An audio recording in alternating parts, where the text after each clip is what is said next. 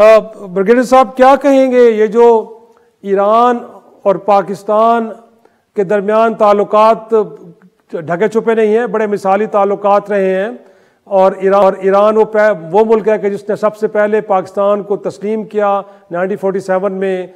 उसके बाद हम देखते हैं कि ताल्लुकात की बड़ी तवील हिस्ट्री है। अगरचे दहशत गर्दी का मसला पाकिस्तान के लिए भी उतना ही प्रॉब्लमेटिक है कि जितना अफगानिस्तान के लिए, बट माजी में इस तरह के इंतहाई इक़दाम देखने को नहीं मिले ईरान की जानिब से। क्या कहेंगे, इतना एक्सट्रीम स्टेप क्यों लिया ईरान की जानिब से? देखिए शाही साहब, सबसे पहले तो बड़ी एक समझ से बालातर और इंतहाई गैर जिम्मेदाराना हरकत ईरान ने की है, जो कि शायद पाकिस्तान एक्सपेक्ट नहीं कर रहा था।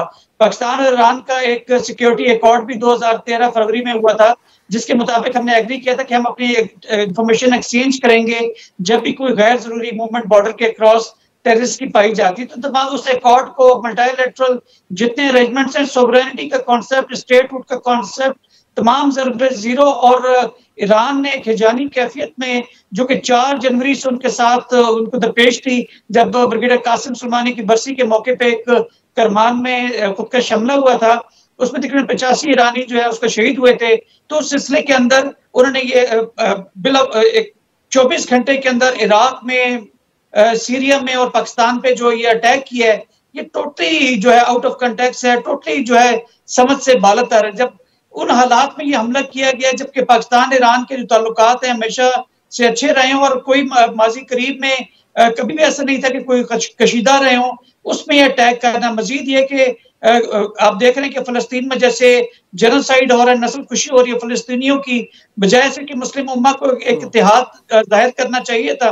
एट अ टाइम 3 मुल्कों के ऊपर अटैक करना ईरान की जानिब से वाज़ेह तौर पे इंडिकेट करता है कि मुस्लिम ममालिक जो हैं वो फलस्तीन के कॉज के बजाय आपस में जो है वो लड़ रहे हैं। मजीद ये कि जो एक ये प्रेसिडेंस नई सेट हुई है कि जब आपको लगे कि कोई उनका या पे उनके इलाके का कोई बंदा हमारे इलाके में है, और बजाय कि आप उस मुल्क को उसकी सॉवरेनिटी खुद मुख्तारी के हिसाब से इंफॉर्मेशन शेयर करें, बल्कि आप खुद मिसाइलों से अटैक शुरू कर दें, तो कल अमेरिका को भी एक जवाब मिलेगा, इंडियंस को जवाब मिलेगा कि वो किसी मुल्क के ऊपर हमला कर सकते हैं। 2019 में जब 2020 में इंडिया के लोकसभा के इलेक्शन थे, तो बालाकोट पे हमला किया, पाकिस्तान ने भरपूर जवाब दिया। अब 4 महीने बाद दोबारा से इलेक्शंस हैं और 2-3 दिन पहले ये शंकर जो गए हुए थे इंडिया के फॉरेन मिनिस्टर तेहरान में, वो मिले हैं जाके ईरानियन फॉरेन मिनिस्टर से। तो मैं समझता हूँ कि शायद ऐसी कोई गलत इंफॉर्मेशन जो है वो शेयर हुई है कि जिसने एक शेयर दी है ईरानियन गार्ड्स या रेवोल्यूशनरी गार्ड्स